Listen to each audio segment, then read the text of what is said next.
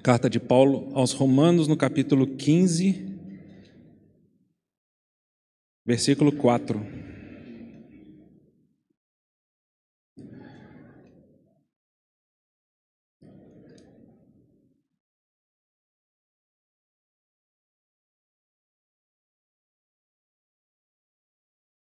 Pois tudo quanto outrora foi escrito, para o nosso ensino foi escrito. Tudo que outrora foi escrito, para o nosso ensino foi escrito. E Paulo então continua o raciocínio dele. Eu gostaria de parar nessa frase e iniciar uma série de reflexões sobre a Bíblia. Penso que é vital, é muito importante compreendermos o que a lógica divina nesse livro que nós temos em mãos, né? Partimos de algumas premissas. Sem elas a gente não consegue avançar. A primeira é que cremos que existe um Deus. Obviamente cremos que esse Deus também escolheu e decidiu se revelar ao homem. Porque poderia existir um Deus que se permaneceria... Obrigado, Patrícia. Um Deus que escolhesse ou desejasse ficar oculto. Então jamais um homem poderia descobrir a existência do Deus e muito menos entender a sua vontade. Mas nós cremos que há um Deus e cremos que esse Deus decidiu se revelar à humanidade. E de várias formas que Deus escolheu se revelar à humanidade, de uma maneira muito sábia, Ele levantou homens santos, guiados e dirigidos pelo seu próprio Espírito, para registrarem a sua vontade por meio da escrita. Por isso nós temos o que nós chamamos de Bíblia Sagrada. Cremos que esse livro é um livro inspirado pelo próprio Deus. E cremos que Deus fez provisão de segurança para nós. Imaginem se não existisse uma Bíblia. Cada um de nós estaria solto aí no tempo, tentando descobrir a vontade de Deus, buscando mecanismos de orientação.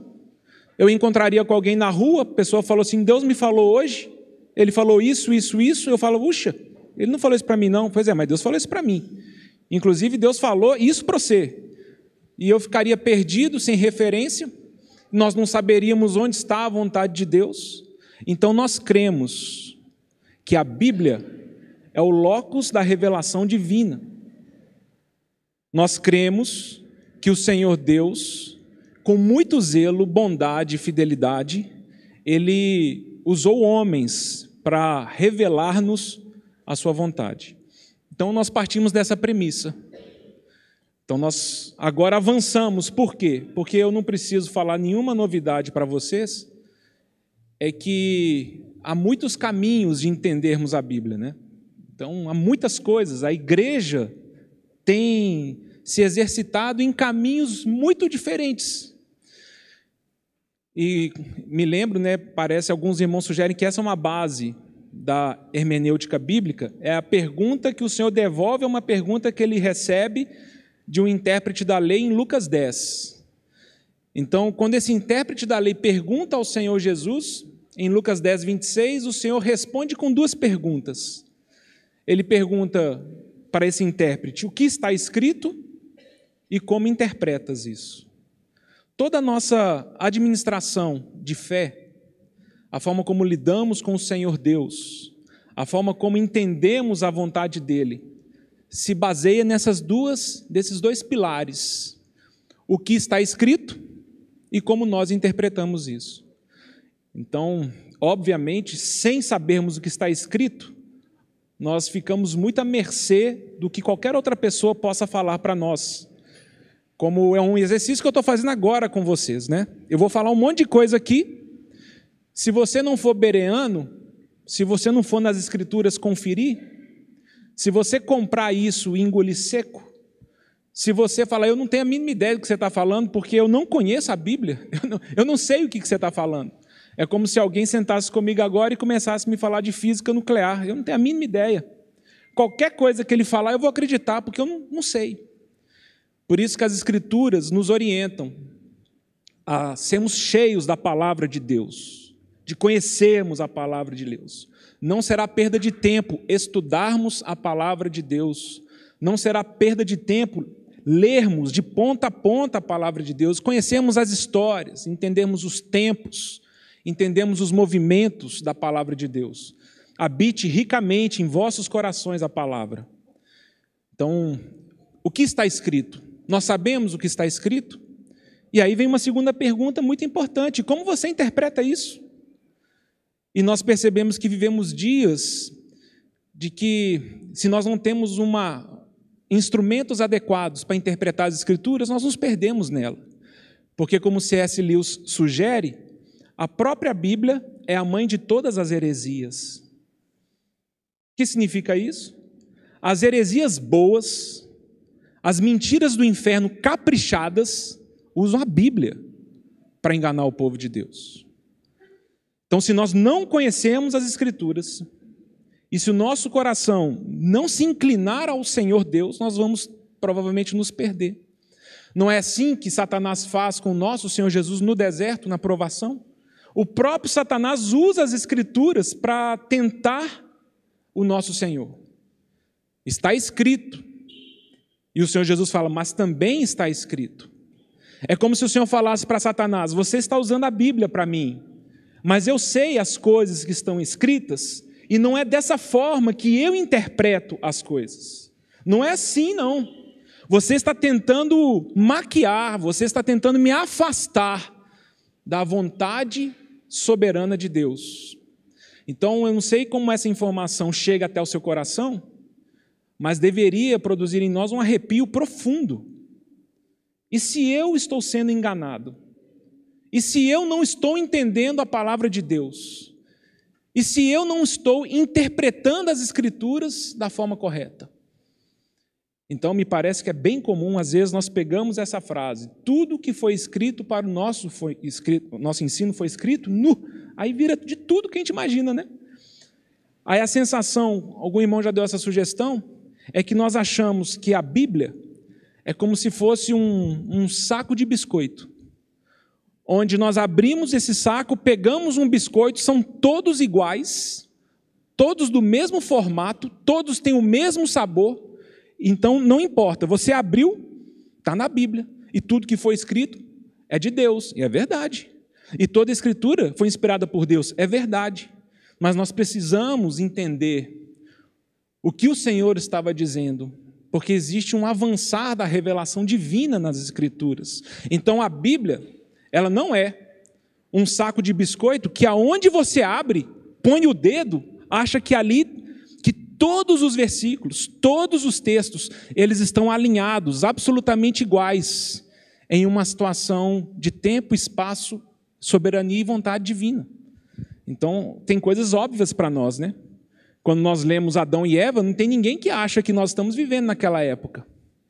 Então, nós não podemos ler Gênesis 2 ou Gênesis 3 achando que exatamente hoje estamos assim. Não, gente, isso aí já aconteceu. Outras coisas aconteceram e um desdobrar da vontade de Deus foi se revelando. Mas muitas vezes nós abrimos a Bíblia, lemos um texto, não importa para quem foi dirigido, não importa o contexto histórico, nós tomamos posse dele.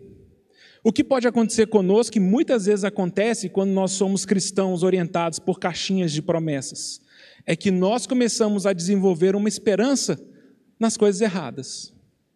Nós começamos a esperar que Deus fará conosco coisas que Ele não nos prometeu. E as coisas vão se desencaixando. Porque se os irmãos perceberem aqui, Paulo ele começa a falar que tudo foi escrito para o nosso ensino, a fim de que tenhamos paciência e esperança. Mas em quê? Ou em quais coisas? E no final desse bloco, no versículo 13, ele fala, e o Deus da esperança vos encha de todo gozo e paz no vosso crer, para que sejais ricos de esperança no poder do Espírito Santo. Então, é verdade, toda a Bíblia, ela é útil nas mãos do Espírito Santo para nos conduzir à esperança certa. E eu gostaria nessa manhã de trazer o que eu entendo, cada um julgue e considere, o que eu entendo, o básico do básico do básico das Escrituras. aquilo que é fundamental, inegociável, aquilo que, se nós não entendermos mediante revelação, todas as demais coisas serão deformadas na nossa espiritualidade cristã, que é a pessoa do Senhor Jesus. Esse é o básico do básico do básico das Escrituras. Porque se alguém abre um pacote, tira um biscoito e come um texto lá de Êxodo, de Números, de Samuel, de Crônicas, sem entender que não é um pedaço de biscoito isolado, o que eu estou comendo faz parte de algo maior, nós podemos interpretar a Bíblia de uma forma errada. Então, ao invés de pensarmos as Escrituras como um saco de biscoito, talvez poderíamos pensá-la como um enorme, perfeito, harmonioso sanduíche, onde você vai apreciar o sabor do Senhor Deus como chefe de cozinha que preparou isso para nós, se eu conseguir morder e apreciar todo o equilíbrio que Ele propôs nas suas combinações. O que geralmente nós fazemos? Os meus filhos são tão saudáveis que quando compra, tampa ouvido e risa, quando ele compra um McDonald's, meus filhos são tão saudáveis que na hora que vai comer sanduíche no McDonald's, ele abre, tira o alface, o tomate e come o resto. Ou seja, nem o tomate do McDonald's João encara. Mas nós fazemos isso com a Bíblia. O Senhor te dá o alimento e o sanduíche. Você fala assim, eu não quero o pão, eu não quero a carne, eu só quero esse molho. Ah, não. Esse texto aqui eu não quero entender a mente de Deus nele. E sabe o que vai acontecer com a gente? A gente vai separando e nós então começamos a definir como a Bíblia é interpretada.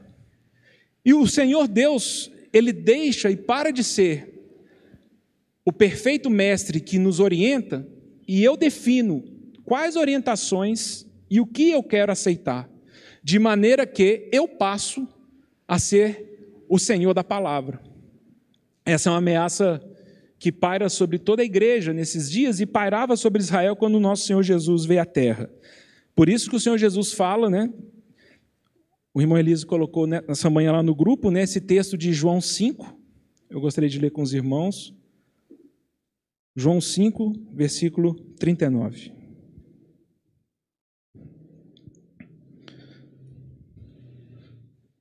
O Senhor Jesus fala, examinais as Escrituras, porque julgais ter nelas a vida eterna, e são elas mesmas que testificam de mim. Contudo, não quereis vir a mim para terdes vida. E só mais um versículo, está ali em Lucas, caminho de Emaús, né, dos discípulos, em Lucas 24. Versículo 44.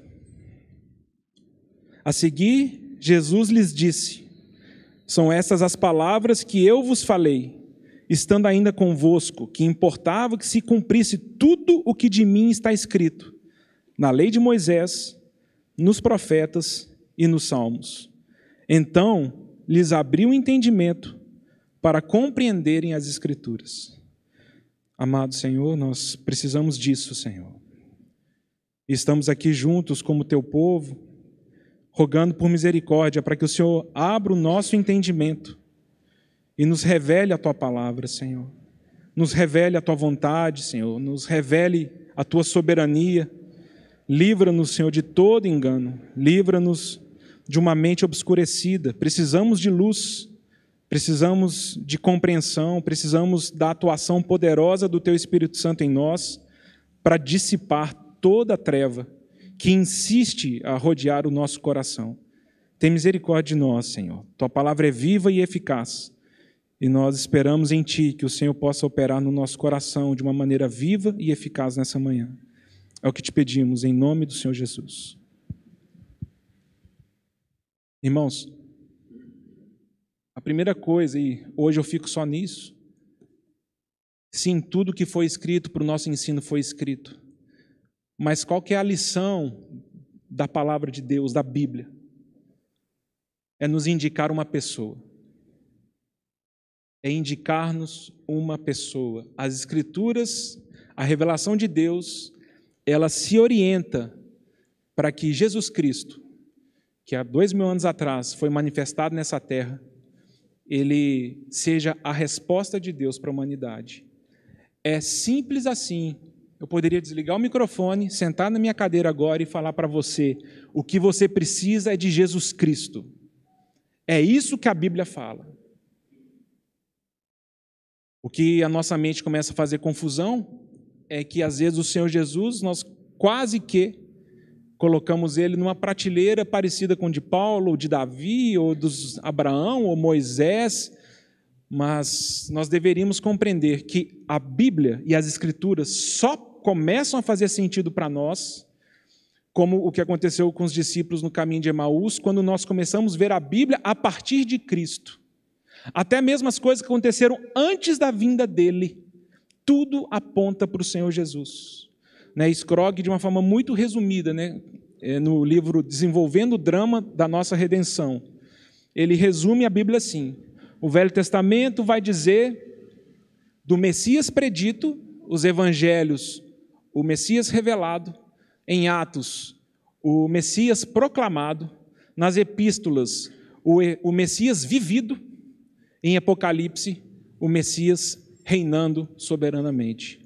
A Bíblia, ela desenvolve todo um trabalho com inúmeras histórias, de muitas formas, desemboca em uma só pessoa.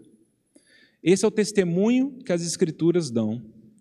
Já falamos outras vezes, é tão forte essa expressão que o Senhor usa aqui em João 5,39. Olha, todas as pessoas que existiram, Moisés, os profetas, os salmos, eles testificam da palavra de Deus. Eu, Jesus, não testifico da palavra de Deus.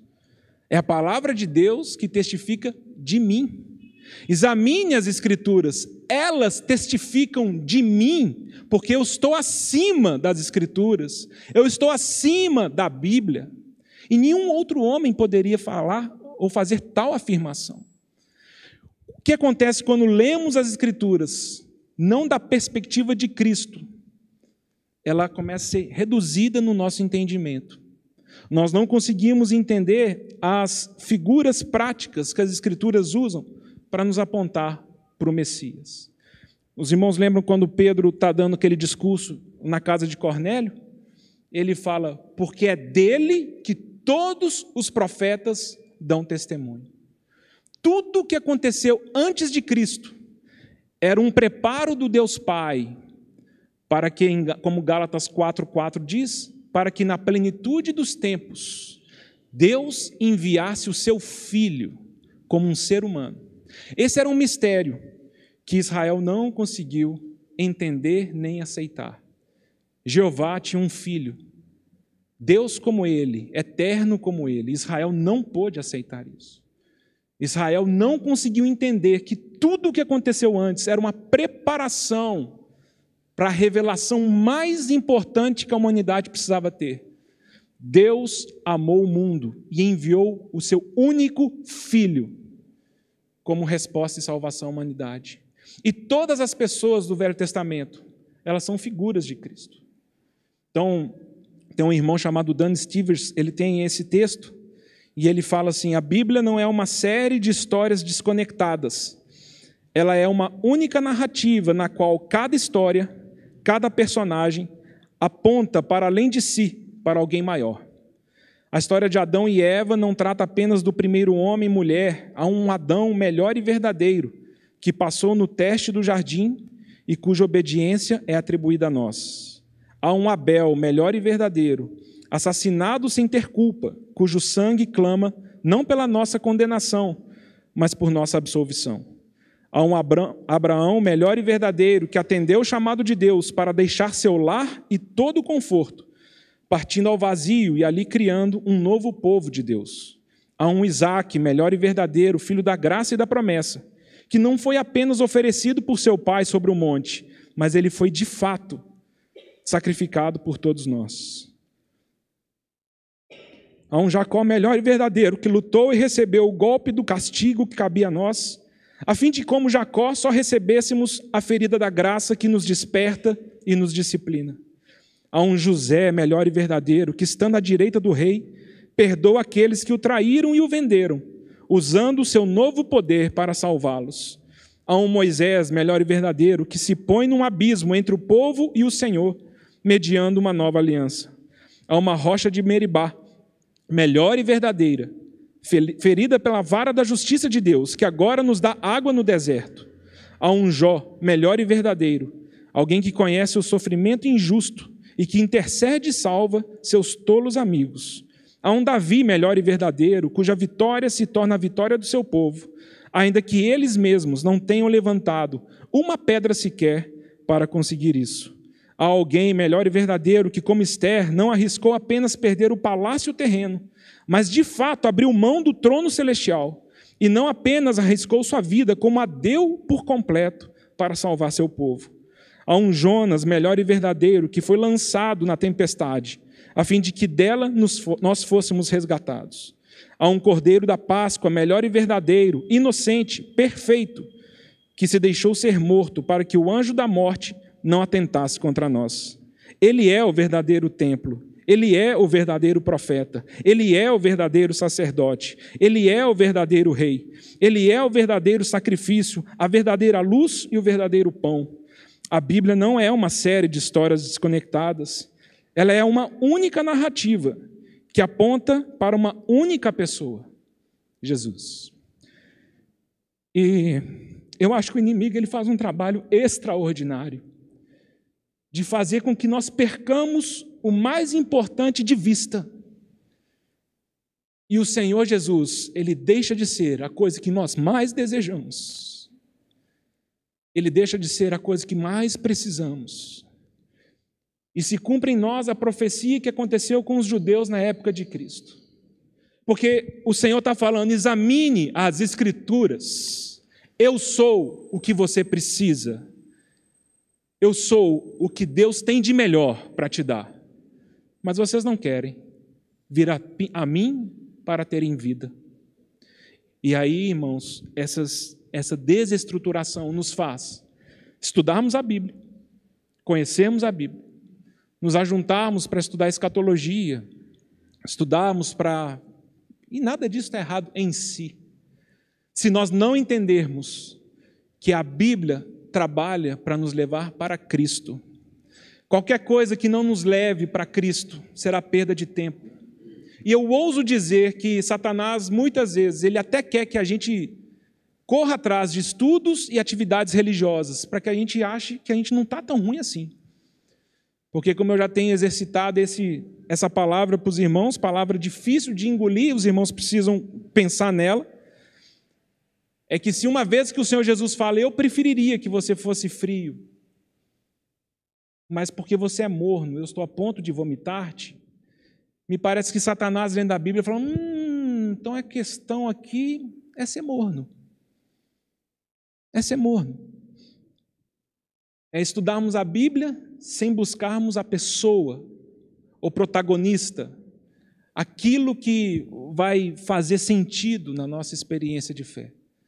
Irmãos, nós não estudamos a Bíblia para sermos professores ou seminaristas ou discutirmos teologia.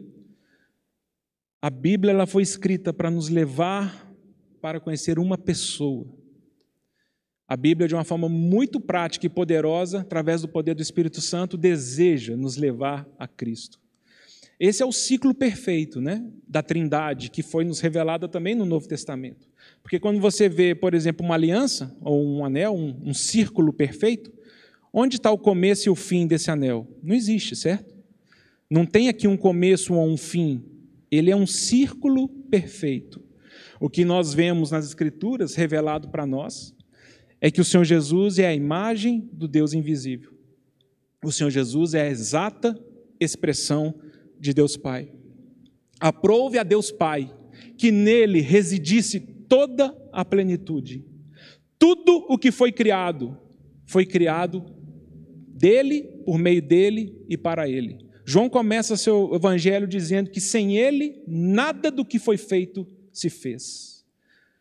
Foi-nos revelado que o Deus eterno falou, eu tenho um filho. E todas as coisas estão nele. Eu decidi assim. Na eternidade passada, eu decidi que ele é o herdeiro de todas as coisas. A Bíblia não é uma série de histórias desconectadas. Ela é uma única narrativa que aponta para uma única pessoa. Satanás lê a Bíblia mais do que nós. E ele sabe que o Senhor Jesus não deve ser o objeto da sua meditação, da sua busca e da sua esperança. Porque se o Senhor Jesus não for isso, nós estamos rejeitando o testemunho das Escrituras. As Escrituras claramente vão dizer para nós e que nós não estejamos confundidos com isso.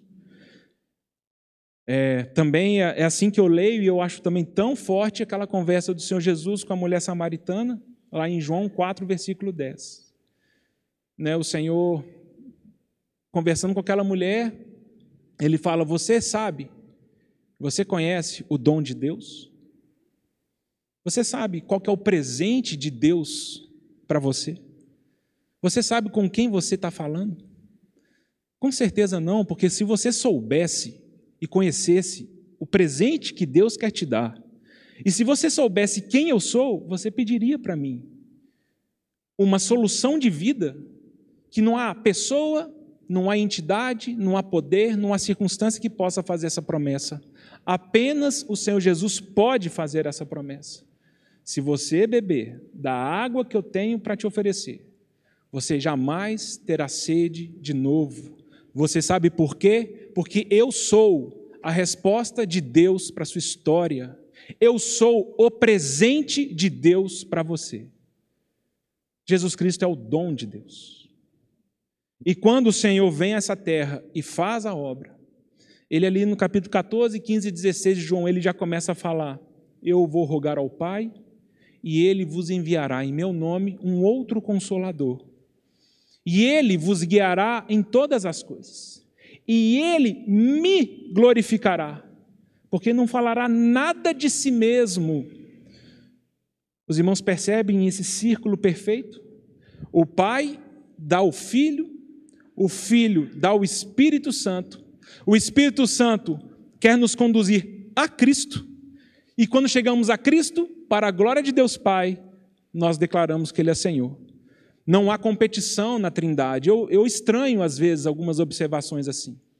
Eu estranho muito quando algumas pessoas falam: nós estamos abandonando o Espírito Santo, estamos falando muito de Jesus. Mas o que significa isso? O Espírito Santo foi enviado com o propósito de glorificar a Cristo. Será que seria possível o Espírito Santo, em qualquer manifestação, mais espetaculosa que seja, não conduzir as pessoas a Cristo? Será que o Espírito Santo faz assim: não, hoje não. Hoje o meu propósito é que eu seja visto, eu seja reconhecido, eu seja entronizado. Será que faz sentido isso? Toda a obra do Espírito Santo é para glorificar o Filho. E quando você glorifica o Filho, o Pai é glorificado também. Não há competição na Trindade. Não há uma disputa. Eles não estão fazendo fila indiana para apresentar performance para o homem escolher mais um e menos outro. Cada um tem seu papel, cada um tem o seu serviço, mas todos convergem para a mesma coisa. Porque em Efésios 1, Paulo vai dizer: o mistério que estava oculto foi revelado. Deus Pai decidiu convergir no seu Filho todas as coisas. Jesus Cristo é o nosso destino. É onde toda a humanidade vai chegar. Não se confunda, irmão. Você precisa de Jesus Cristo. Qualquer outra coisa precisa ser secundária. O dom de Deus para você é uma pessoa. Dom Moen, na cantata Deus Conosco, ele tem esse texto bonito, né? E eu acho interessante porque algumas das coisas que ele coloca aqui eu faria diferente. Vou deixar do jeito que ele escreve para respeitar aqui a autoria, né? Mas talvez só mostre para nós que o Senhor Jesus é muito rico, né? E a forma como nós podemos entender as Escrituras extrapola a perspectiva de uma única pessoa.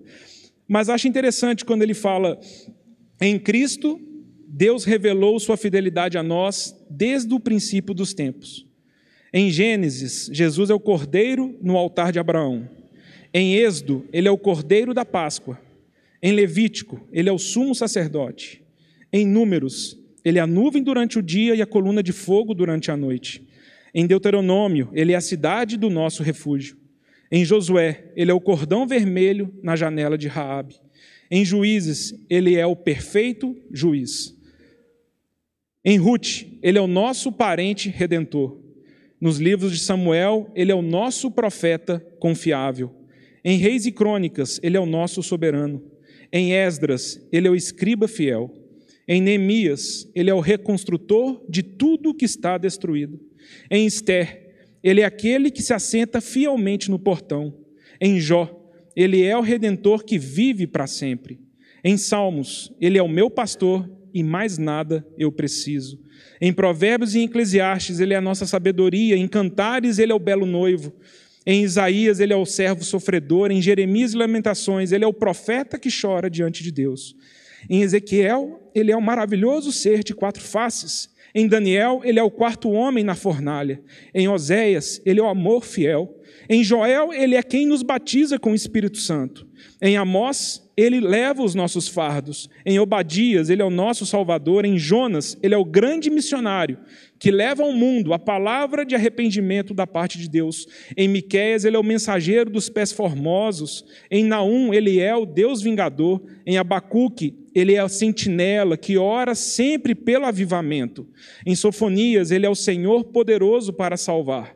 Em Ageu, ele é o restaurador da nossa herança perdida. Em Zacarias, ele é a nossa fonte. Em Malaquias, ele é o filho da justiça com a cura em suas asas. Em Mateus, ele é o Cristo, filho do Deus vivo. Em Marcos, ele é o servo, operador de milagres. Em Lucas, ele é o filho do homem. Em João, ele é a porta pela qual todos devem entrar.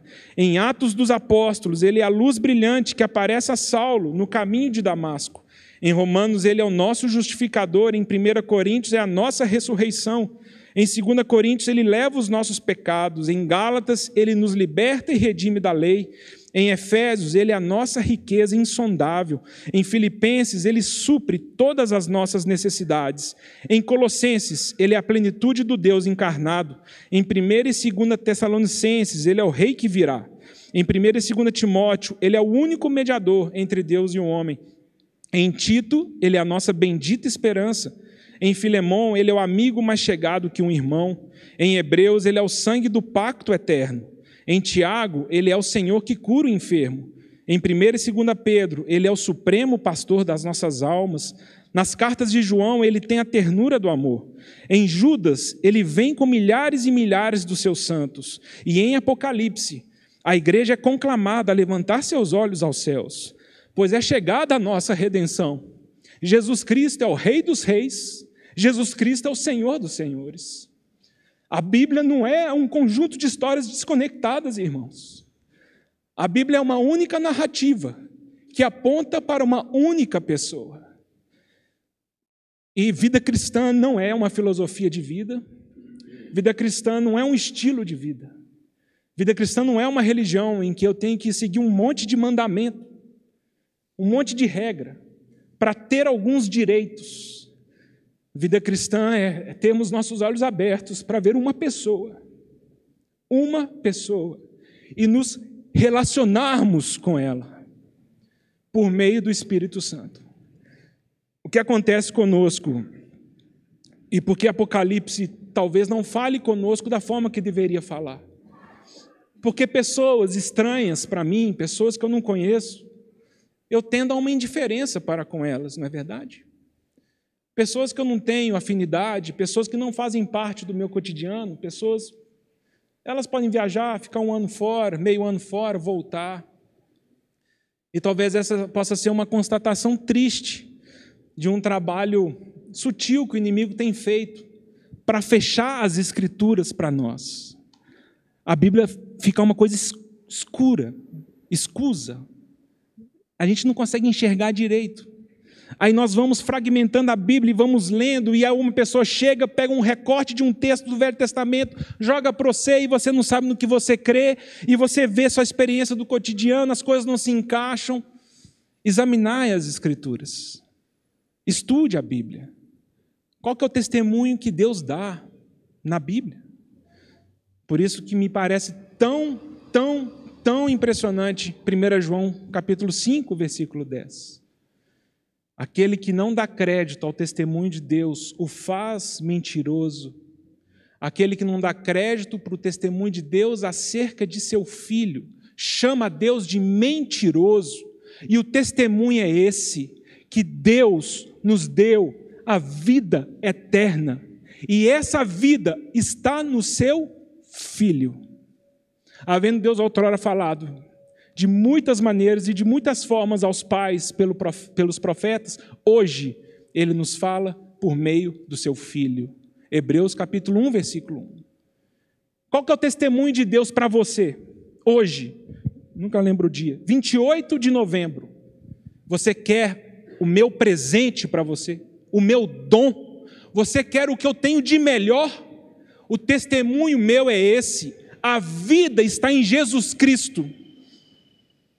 Nós, politicamente corretos, não chamamos Deus de mentiroso, mas nós corremos atrás de outros presentes e buscamos nossas respostas e soluções em outras coisas. Por que que o desafio é gigante para nós, irmãos? Porque o Senhor ele já falou, é verdade, eu sou o que você precisa. É verdade, eu sou a vida eterna. Os irmãos lembram dos 7 eu sou que o Senhor fala no Evangelho de João? E isso para mim foi muito libertador algum tempo atrás. Custei para entender isso. Muitos anos de vida cristã e eu custei a entender isso. E eu sei que eu comecei a entender alguma coisa que há profundidade ainda. Nós precisamos descer nisso aqui. Porque durante muito tempo eu pensava que existem muitos caminhos de vida e Jesus é um deles. Durante muito tempo eu achava que existiam possibilidades de existir e a melhor possibilidade de existir seria em Cristo. Mas não é isso que o Senhor está falando. A realidade de Deus que está na pessoa do seu Filho, Ele é, como cantamos no hino, Ele é o imã que nos atrai, mas Ele é o centro de gravidade desse universo.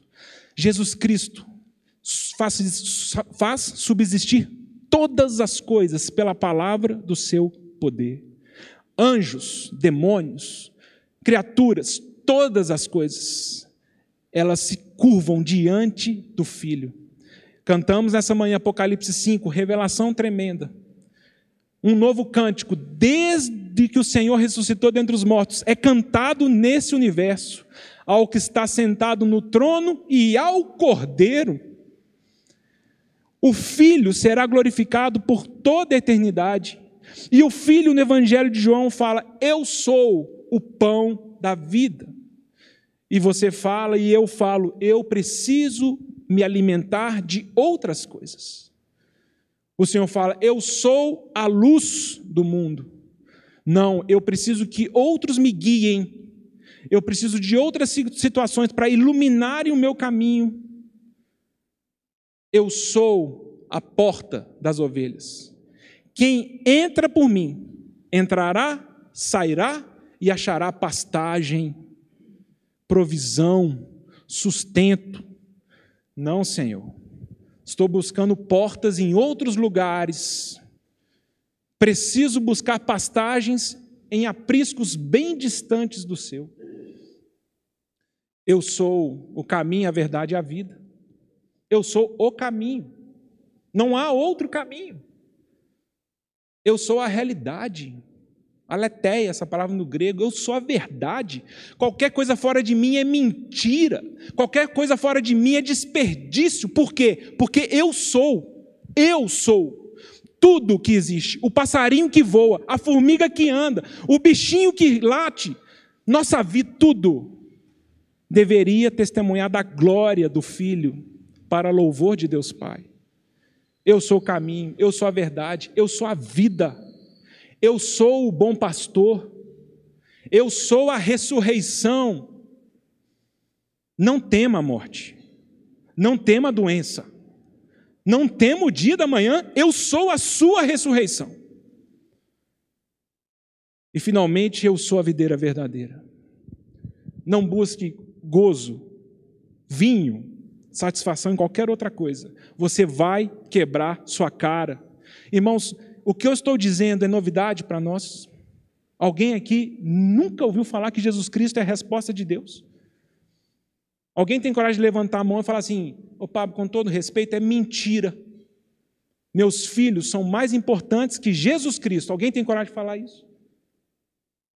O dinheiro é mais importante que Jesus Cristo. Meu trabalho é mais importante que Jesus Cristo. Alguém tem coragem de falar isso? Mas nós vivemos assim. Porque eu não sou o que eu falo, eu sou o que eu faço. E aí nós temos que responder para o Senhor Jesus, Lucas 6,46. Que o Senhor nos livre de um dia ouvirmos isso dele. Por que você me chama Senhor, Senhor, se você não faz o que eu te mando? Se eu olho para você e falo assim, vem para mim, eu sou o pão que você precisa. Eu falo, não é não, Senhor. Quando o Senhor ele chama os seus discípulos, os irmãos lembram dessa história, dessa passagem, e a pessoa fala assim, mestre, permita-me primeiro enterrar meu pai, depois eu te sigo. O Senhor fala, não serve, não deu. E não é que ele estava indo para o velório e o pai estava no caixão. Ele falou, não, deixa eu primeiro enterrar meu pai. Não, o que ele estava dizendo para o Senhor? Permita-me terminar esse ciclo da minha vida. Aí eu me consagro a ti. Deixa meu pai morrer. Aí eu me consagro a ti. Deixa meus filhos crescerem. Aí eu me consagro a ti.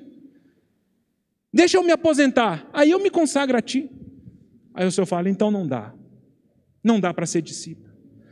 E esse é o ponto nevrálgico da nossa experiência, irmãos. Porque se é verdadeiro que tudo o que precisamos está em Cristo, também é verdadeiro que nós só tomamos posse dessa realidade se abrirmos mão de tudo. E é por isso que muitas vezes no nosso caminhar a gente se sente tão árido. Porque a gente não consegue tomar da plenitude da vida de Deus porque nós não estamos dispostos a negar nosso eu, carregar nossa cruz e seguirmos a Cristo. Graças a Deus pela sexta parábola de Mateus 13, dos mistérios do reino dos céus. Os irmãos lembram? 7 parábolas o Senhor Jesus conta lá com respeito a esse tempo que nós estamos vivendo. Algumas ele interpretou, outras não. E ele vai dizer da parábola do semeador, do joio e do trigo. A do joio e do trigo ele interpretou, nós não precisamos nem ter dúvida. O filho do homem é aquele que joga a semente, o trigo é os filhos do reino, o joio são os filhos do maligno, que o diabo vem e mistura tudo. E nós temos então essas parábolas onde percebemos que sementes que deveriam produzir fruto não produzem, campos misturados com joio e trigo, massa levedada com fermento. Nós percebemos que há uma rede que quando se puxa tem peixes bons, peixes maus, mas graças a Deus, porque também é tempo de pessoas que estão procurando pérolas de valor. Porque o reino dos céus é semelhante a um homem que procura pérolas para negociar.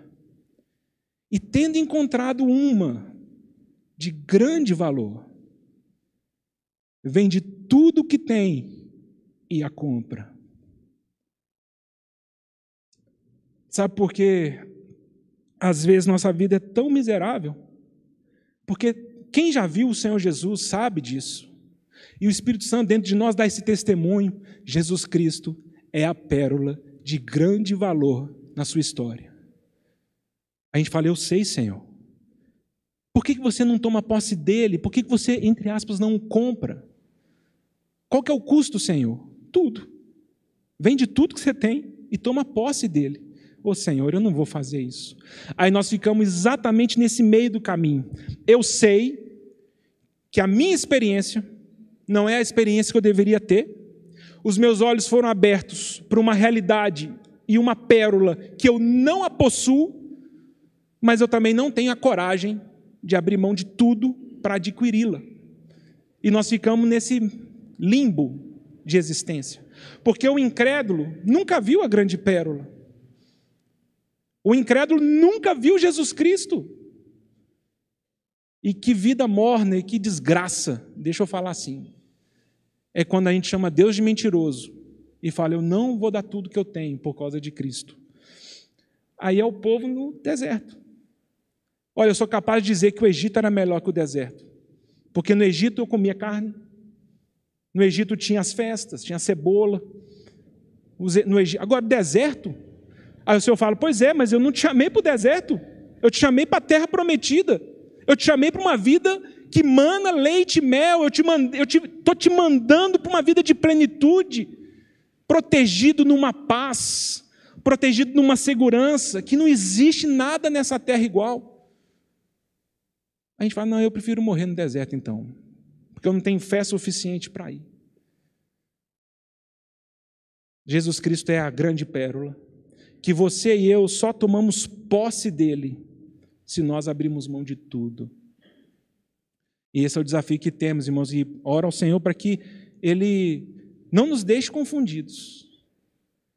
A Bíblia não é um conjunto de histórias desconectadas. O Senhor Deus usa toda a Bíblia para nos levar ao conhecimento do seu Filho. O Senhor Jesus é o presente de Deus para nós. Ele é a resposta de Deus para nós e isso precisa ganhar nosso coração. Abrimos mão de todas as coisas. Eu não vou abrir mão do Senhor Jesus por nada, nem para nada, nem por ninguém. Sabe por quê, irmãos? Porque em breve, todas essas coisas que estamos vendo irão ser desfeitas. Jesus Cristo é o nosso destino. Agora imagina uma pessoa que abriu mão de tudo por causa dessa grande pérola e a adquiriu. Encaixe isso com a promessa da vinda do nosso Senhor. Já tenho falado isso com os irmãos, me parece que esse é um sinal prático para entendermos como que a nossa fé está sendo desenvolvida nos dias de hoje. 3 sinais que eu gostaria que os irmãos considerassem. O primeiro é, qual que é o objeto da sua oração? Quando você se ajoelha diante de Deus, se você se ajoelha diante de Deus. Quando você entra no seu quarto para orar a Deus, o que te é mais caro? Se Deus fala assim, me peça, o que você quer? Senhor, o que eu quero? Eu quero Cristo, Senhor. Eu preciso da vida de Cristo, Senhor. O que você pede quando o Senhor te pergunta? Um outro sinal é que quando você pensa no Senhor Jesus, para Ele fazer sentido na sua história, você tem que olhar para o passado? Ou hoje, antes de você vir para cá, você já teve comunhão com a pessoa do Senhor Jesus. Ontem, anteontem, os irmãos já perceberam isso? Nós vamos ficando velho de igreja, né? E quando a gente pensa em vida cristã, a gente começa a lembrar das coisas que nós já experimentamos lá atrás. Teve uma vez, 42 anos atrás, eu preguei o evangelho, as pessoas foram salvas. Teve uma vez que o Senhor falou meu coração no quarto e eu me quebrantei a palavra dele. E teve uma vez, não, louvado seja Deus, mas o maná de hoje. E o pão que desce do céu hoje. O que o Senhor Jesus te falou hoje?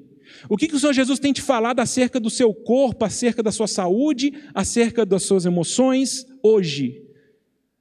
O que o Senhor Jesus tem falado acerca do seu extrato financeiro, do seu dinheiro, do seu ministério, dos seus dons hoje?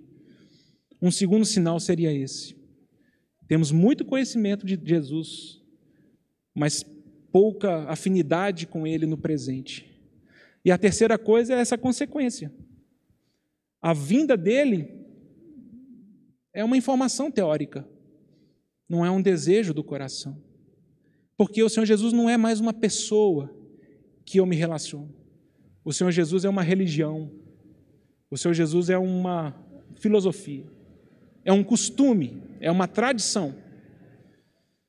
Irmãos, a nossa história, ela não se dá num esforço que a gente faz para obedecer os mandamentos de Deus e a gente fica olhando por cima do muro, invejando os incrédulos na vida que eles têm, querendo muito ter a vida que eles têm, mas nós não podemos ter, né? Afinal de contas, para ter a salvação eterna, eu vou ter que fazer algumas coisas aqui para deixar Jesus, ou Deus, mais feliz comigo. Mas se eu pudesse ser igual ao meu colega de trabalho, se eu pudesse ter a cara de pau de pegar as mulheres que eu quero, se eu pudesse experimentar uma sexualidade livre, se eu pudesse me afogar nessas coisas, se eu pudesse comprar o que eu quero, com o dinheiro que eu tenho, não dar satisfação para Deus essas coisas. Aí o pessoal inventou um tal de dízimo, tem que dar 10%. Tem outros ainda que falam que não é dízimo, é tudo. Piorou. Se eu pudesse, eu gostaria de dar um soco na cara daquela pessoa que me ofendeu, mas não posso, né? Porque é Jesus, eu tenho que... É isso, irmãos. Os irmãos acham que vida cristã é isso? Os irmãos acham que uma pessoa que vê um grande valor na pérola e abre mão de tudo para adquiri-la, está fazendo isso com um coração pesado ou cheio de alegria? E talvez esse seja o pulo do gato, que o Senhor precisa abrir nossos olhos. Porque em Filipenses 3,8, quando Paulo está dando esse testemunho dele, acerca da sua experiência com o Senhor Jesus, ele fala, tudo que eu tinha não se compara com Cristo. E talvez essa questão que nós não conseguimos perceber, porque à medida que o Senhor Jesus se torna uma religião e ele deixa de ser a pessoa amada, em que nós temos comunhão, em que nós ouvimos, em que nós nos rendemos, então a gente começa a desejar coisas que nós não podemos ter e começamos a ter uma vida sofrida. O que Paulo vai dizer, fala, olha, considerei tudo como perda por causa de Cristo, para ganhá-lo.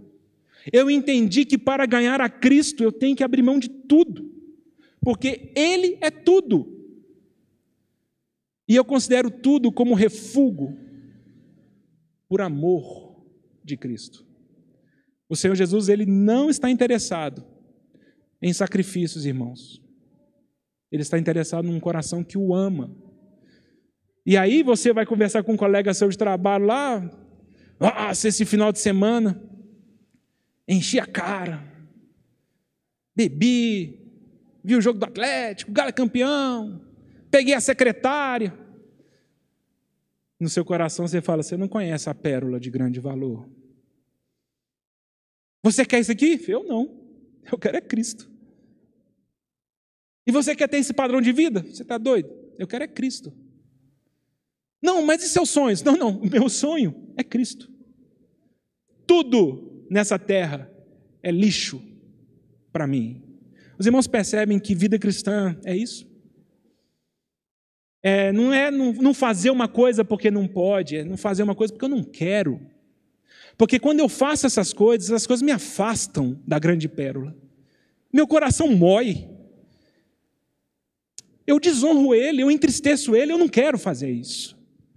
E à medida que nós vamos respondendo ao Senhor, Ele vai deixando de ser uma ideia e Ele se torna uma pessoa para nós. E essa é a diferença também do Senhor para qualquer outra situação, porque você um dia o verá face a face. E nós vamos descobrir que o Senhor Jesus é uma pessoa. Esse é o testemunho profético de Jó, em Jó 19, versículo 25. Eu sei que o meu Redentor vive, e com os meus próprios olhos eu o verei. E o meu coração hoje se desfalece de saudade. Impressionante, irmãos. Aí nós conseguimos entender desde Betânia, lá do Atmani. Mesmo na paz eu me sinto sozinho, por ti suspiro, mesmo tendo prazer. A minha alma, ela não tem satisfação total. Por quê? Porque o teu rosto amado eu não consigo ver. Vida cristã é uma história de relacionamento com uma pessoa, irmãos. E o Senhor Jesus tem o poder de nos pacificar o coração. Também a leitura que eu faço de Cantares. Lembram lá em Cantares 5:8? Quando a noiva está ali na noite procurando, ela encontra ali os guardas e tal, e ela fala assim, conjuro-vos, ó filhas de Jerusalém, se vocês encontrarem o meu amado, digam a ele que eu estou desfalecendo de amor. Irmãos, Jesus Cristo é a resposta de Deus para nós, e Ele não é uma energia, Ele não é um pensamento positivo, Ele é uma pessoa. E o que é constrangedor para nós é que Ele lê e sonda mente e coração. O Senhor Jesus conhece meu coração, seu coração, não vai dar para a gente enganá-lo. Não dá para você enganar. Você vai enganar sua esposa, você engana os irmãos, você engana o seu patrão, você se engana. Mas como o próprio Senhor Jesus fala em Apocalipse, para as igrejas, ele fala, naquele dia todos saberão que eu sou aquele que sonda mente e coração. E me parece, irmãos, que todo esforço satânico é para fazer com que Jesus Cristo não seja o centro da nossa vida. Todo esforço satânico. Os nossos cultos não giram ao redor de Cristo, nossos ministérios não giram ao redor de Cristo, nossa vida não gira ao redor de Cristo, porque Ele virou apenas uma foto na parede e alguém que nós reverenciamos, mas nós não conhecemos. Os meninos, os irmãos vão tocar uma música, aprendi com o irmão Elísio, aprendi que há um melhor lugar do mundo para nós. Há um melhor lugar do mundo, é aos pés do Salvador. Há quanto tempo você não desfruta disso? Mas nós lemos a Bíblia. Aí nós lemos Provérbios do dia. Nós abrimos caixinha de promessa. Ouvimos mensagem no YouTube. Estamos sempre cercados de palavra, textos, escrituras, conhecimento. Mas essas coisas precisam nos levar a Cristo. E essa música fala, olha, eu descobri que não importa onde esteja, não importa o lugar que eu estou, eu posso ter o privilégio de estar aos pés do meu Salvador. E quando eu consigo me derramar aos pés do Senhor Jesus, e quando os meus olhos espirituais conseguem vê-lo, então eu não preciso estar em nenhum outro lugar. Não são as circunstâncias que definem a minha identidade, não são as pessoas, é Jesus Cristo. Porque esse Deus Todo-Poderoso que veio à terra e morreu por nós, Ele tem declarado o seu amor por nós várias vezes. E isso é impressionante. Ao ponto das Escrituras usar a união que o ser humano consegue perceber como a melhor união que existe nesse planeta, que é um casamento, para mostrar o futuro da igreja com Jesus Cristo. Jesus Cristo amou a sua igreja, a si mesmo se deu por ela. E Ele tem preparado a sua igreja para estar com Ele por toda a eternidade. Apocalipse 1:5 começa Apocalipse, irmão, se nós não lermos Apocalipse como uma declaração de amor de Jesus Cristo por nós, esse livro se fecha e nós começamos a temer o nosso futuro. Mas Apocalipse começa falando, aquele que nos ama e com seu sangue nos libertou dos nossos pecados e Ele mesmo nos constituiu reis e sacerdotes. Por que tememos o Senhor Jesus? É porque talvez Ele seja estranho demais para nós. E o que pode acontecer conosco é aquela situação lá de Marta e Maria, não é? Então Marta lá trabalhando, servindo, fazendo um monte de coisa. E quando reclama com o Senhor falou, Marta, só há uma coisa importante. Veja bem, só há uma coisa importante. É estar aos meus pés. Essa é a boa parte. Sabe por quê, irmãos? Porque se eu espiritualmente estou aos pés do Senhor Jesus, Ele mesmo, com seu poder e sua vida, me fará o melhor marido do mundo, o melhor pai do mundo, o melhor irmão do mundo, o melhor empregado do mundo, porque o meu caráter e a vida dele se manifestará em mim. Não inverta as coisas. E é muito triste quando nós olhamos para trás, e comigo acontece isso muito mais do que os irmãos imaginam, é que quando eu começo a perceber meu coração aflito, quando eu começo a perceber meu coração dividido, quando eu começo a perceber meu coração magoado, rancoroso, indignado, o Senhor talvez fale assim, Pablo, você está trabalhando para mim, mas você não está aos meus pés. Para. Volta para os meus pés. O melhor lugar que você pode estar é aos meus pés. E aí fala, Senhor. João Calvino tem uma frase tão bonita, né? Ele fala, olha, eu desisti de tudo por causa de Cristo. E sabe o que me aconteceu? Eu encontrei tudo em Cristo. E eu acho que nós vamos dar esse testemunho pela eternidade e queira Deus que a gente aprenda isso o mais rápido possível. Jesus Cristo é a pérola de grande valor. A vida dele, não há nada melhor nessa vida do que o próprio Senhor Jesus. Qual que é o custo para você entrar nessa realidade? Tudo. Você vai ter que abrir mão de todas as coisas. Que o Senhor fale aos nossos corações e nos abençoe.